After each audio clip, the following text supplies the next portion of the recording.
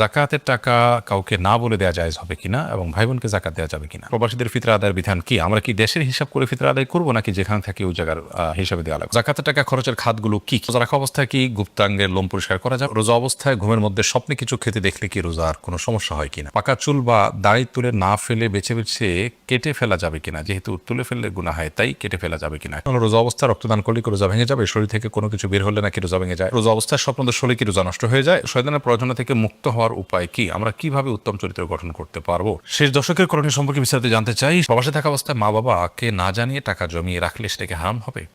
রোজা অবস্থায় ঘুমের মধ্যে স্বপ্নে কিছু খেতে দেখলে কি রোজার কোনো সমস্যা হয় কিনা? রোজা অবস্থায় স্বপ্নে যদি আমরা কোনো কিছু খেতে দেখি তাতে আমাদের রোজার কোনো ক্ষতি হবে না। স্বপ্নে শুধু খেতে দেখা নয়, অন্য যাই দেখে না কেন, স্বপ্নে দেখা বিষয়গুলো যেহেতু বান্দার এখতিয়ারাধীন নয়, ইচ্ছাকৃত মানুষ স্বপ্নে দেখে না সাধারণত, যার কারণে এটার কোনো দায় বান্দাকে বহন করতে হবে না। বিধায় রোজা অবস্থায় স্বপ্নে আমরা যাই দেখি না কেন তার জন্য আমার রোজা ভঙ্গ হবে না। এর পরের প্রশ্ন হলো, রোজা রাখা অবস্থায় কি গুপ্তাঙ্গের লোম পরিষ্কার করা যাবে? উত্তর হলো করা যাবে, কোনো অসুবিধা নাই। এর ফলে রোজার বা সিয়ামের কোনো ক্ষতি হবে না। পাকা চুল বা দাড়ি তুলে না ফেলে বেছে বেছে কেটে ফেলা যাবে কিনা? যেহেতু তুলে ফেললে গুনাহ হয় তাই কেটে ফেলা যাবে কিনা? কেটে ফেলা তাও তো এক ধরনের তুলে ফেলার মতোই, যদিও আক্ষরিক অর্থে হাদিসের খেলাফ হবে না কেটে ফেললে। তারপরেও হাদিসে যেটি বলা হয়েছে সেটি দ্বারায় অপসারণ করা বা এটাকে লুকানোর যে চেষ্টা করা, সেটার বিরুদ্ধে নবী সাল্লাল্লাহু আলাইহি ওয়াসাল্লাম আমাদেরকে সেটা না করতে বলেছেন। এমনটিও হতে পারে সে অর্থে আমরা যদি কেটে ফেলি সেটিও তার সেই নির্দেশের লঙ্ঘন হবে সেক্ষেত্রে। এই জন্য এটা অ্যাভয়েড করা উচিত। এবং তিনি বিকল্প যদি বলেছেন তাহলে যে আমরা যে কোনো কালার করতে পারি, কালো ছাড়া লাল ইত্যাদি কালার করতে পারি। এরপরে প্রশ্ন হলো, রোজা অবস্থা রক্তদান করলে কি রোজা ভেঙে যাবে? শরীর থেকে কোনো কিছু বের হলে নাকি রোজা ভেঙে যায়? রোজা অবস্থা রক্তদান করলে রোজা ভাঙবে না, আর শরীর থেকে কোনো কিছু বের হলেও রোজা ভাঙবে না। তবে রক্তদান করতে গিয়ে যেন এত বেশি রক্তদান করা না হয় বা দুর্বল শরীরে যদি রক্তদান করা হয় যার ফলে তিনি অসুস্থ হয়ে পড়ে রোজা আর কন্টিনিউ করতে না পারেন, সে পর্যায়ে যাওয়া উচিত নয়। বাকি এক ব্যাগ রক্ত দিলেন, তিনি নিজের প্রতি যে আস্থা আছে যেহেতু তার বড় কোনো ক্ষতি হবে না, তাহলে তিনি এটা করতে পারেন।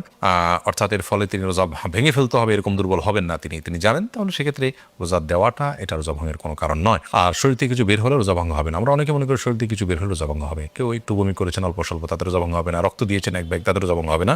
তবে ইচ্ছাকৃত বমি করলে সেটি রোজা ভঙ্গের কারণ হবে। মূলত শরীরে কোনো কিছু প্রবেশ করলে, শরীরেও না পাকস্থলীতে পেটে খাদ্যের কাজ দেয়, এরকম কোনো কিছু হলে সেটি রোজা ভঙ্গের কারণ হবে। প্রবাসে থাকা অবস্থায় মা বাবাকে না জানিয়ে টাকা জমিয়ে রাখলে সেটাকে হারাম হবে? না, সেটি হারাম হবে না।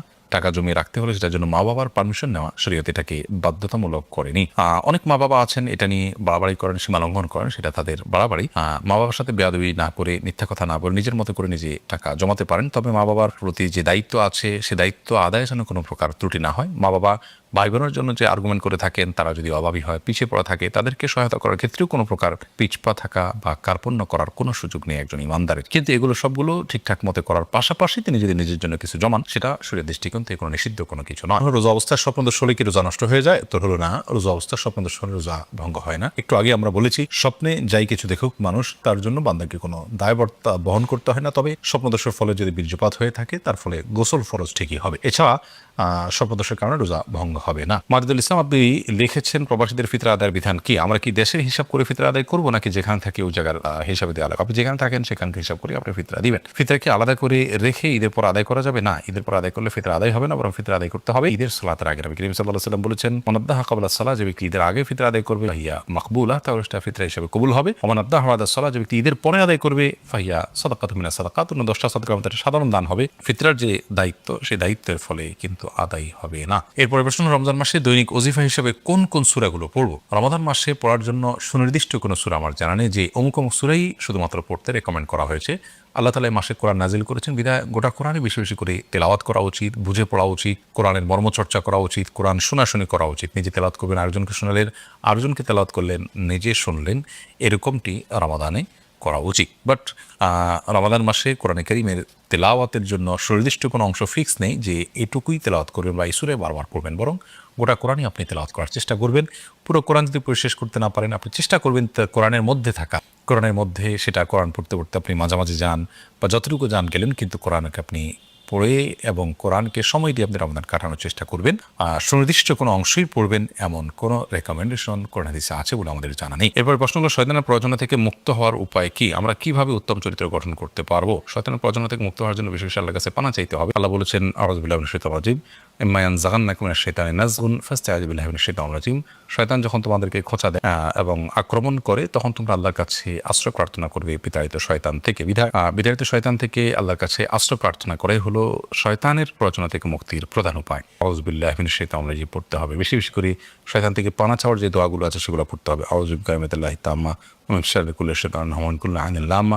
আল্লাহুম্মা ইন্নী আউযু বিকা মিন হামাযাতিশ শায়াতিন ওয়া আউযু বিকা রাব্বি আন ইয়াহদুরুন। আল্লাহ, শয়তানের প্ররোচনা থেকে, কুমন্ত্রণা থেকে এবং সে আমাকে যে ক্ষতিসাধন করতে চায় সে থেকে আমি আপনার পানাহ চাই এবং সে যেন উপস্থিত হতে না পারে, আপনার কাছে পানাহ চাই। এই মর্মে আল্লাহর কাছে বিশেষ করে পানাহ চাইতে হবে এবং প্রত্যেকটা কাজের শুরুতে বিসমিল্লাহ পড়লে শয়তানের অংশগ্রহণ থেকে নিজেকে হেফাজতে রাখা যায়। এরপর প্রশ্ন হলো, যাকাতের টাকা খরচের খাতগুলো কি কি? যাকাতের টাকার খরচের খাত সম্পর্কে আল্লাহ রাব্বুল আলামিন সূরা তওবার ৬০ নম্বর আয়াতে ৮টি খাতের কথা বলেছেন। তার প্রথমটি হলো ফকির, দ্বিতীয়টি হলো মিসকিন, অর্থাৎ যার অল্প আছে, যা দিয়ে তার দিন ভালো করে চলে না, একান্ত মৌলিক প্রয়োজনটা পূরণ করতে তার কষ্ট হয়, তিনি, অথবা যার কিছুই নেই, এই উভয় শ্রেণী মানুষ। আর তৃতীয়ত হলেন ওয়াল আমিলিনা আলাইহা, জাকাত কালেকশনে যারা নিয়োজিত থাকেন তাদেরকে ইসলামী রাষ্ট্র বেতন হিসাবে জাকাত থেকে দিতে পারবে, যারা জাকাত কালেকশনে থাকবে। আর ৪ নম্বর হলো ওয়াল মুআল্লাফাত কুলুবুহুম, অমুসলিম যাদেরকে ইসলামের পথে আকৃষ্ট করা প্রয়োজন, তাদের মাধ্যমে মুসলিম মিল্লাহ উপকৃত হবে, তাদেরকে ইসলামের জন্য তাদের সিম্পেথি প্রয়োজন, তাদেরকে জাকাত দেওয়া যেতে পারে। কিংবা যাদেরকে জাকাত দিলে, অংশীদারের মধ্যে থেকে যাদের জাকাত দিলে তারা ইসলামের পথে আসবে বা ইসলামের সৌন্দর্য তারা দেখতে পারে, এরকম।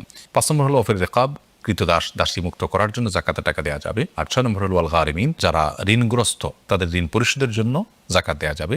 আর ৭ নম্বর হলো ফি সাবিলিল্লাহ, আল্লাহর রাস্তায়। আল্লাহর রাস্তা বলতে অনেক উলামা ইকরামের মত হলো জিহাদে যারা লিপ্ত তাদেরকে জাকাতের টাকা দেওয়া যাবে। আর ৮ নম্বর হলো ইবনিস সাবিল, মুসাফির বা পথিক, যার সাথে পর্যাপ্ত টাকা পয়সা নিয়ে খরচ করার মতো, হয়তো তার বাড়িতে ঠিকানা গন্তব্যে অনেক টাকা পয়সা আছে, তো এরকম পথিক মুসাফির তাদেরকেও জাকাত দেওয়া যাবে। এরা হলেন জাকাতের খাত। এর মধ্যে থেকে যে কোনো একটা খাতকে, যেমন গরিবকে, একজন মিসকিনকে আপনি জাকাতের টাকা দিলেই জাকাত আদায় হবে। এরপর প্রশ্ন হলো, জাকাতের টাকা কাউকে না বলে দেওয়া জায়েজ হবে কিনা এবং ভাই বোনকে জাকাত দেওয়া যাবে কিনা? ভাই বোন তারা যদি প্রাপ্তবয়স্ক হয়ে থাকে, অভাবী থাকে, জাকাতের হকদার থাকে, তাদেরকে অবশ্যই জাকাতের টাকা দেওয়া যাবে। জাকাতের টাকা দিয়ে স্বাবলম্বীও করে দেওয়া যাবে এবং জাকাতের টাকা দেওয়ার সময় জাকাত যিনি নিচ্ছেন তাকে না বলেও দেওয়া যাবে। আপনি মনে নিয়ত করলেন জাকাত দিচ্ছেন, তাকে বললেন যেটা আপনি খরচ করেন, আপনি নিয়ত করলেন জাকাত থেকে দিচ্ছেন, এটা যথেষ্ট হবে। তাকে বলে দেওয়াটা এটা আবশ্যক কোনো বিষয় নয়।